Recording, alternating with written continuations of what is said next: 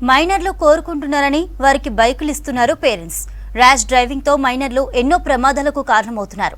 ఇలాంటి యాక్సిడెంట్లలో ఎన్నో కుటుంబ పెద్దను కోల్పోతున్నారు. మరికొందరు తమ భవిష్యత్తుగా భావించే పిల్లల మరణంతో తీరని శోకాన్ని అనుభవిస్తున్నారు. వీటికి అడ్డుకట్ట వేసేందుకు వరంగల్ కమిషనరేట్ పోలీసులు స్పెషల్ ఫోకస్ చేశారు.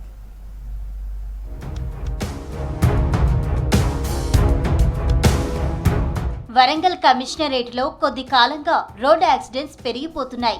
దీనివల్ల అమాయకులు బలవుతున్నారు.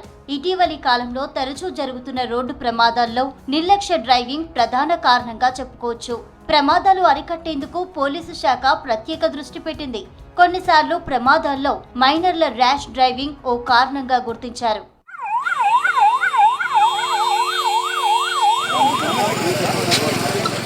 ఇటీవల వరంగల్ జిల్లాలో ఓ ప్రమాదం. వీరంతా 18 ఏళ్లు కూడా నిండని విద్యార్థులు. ఇంటర్మీడియట్ చదువుతున్నారు.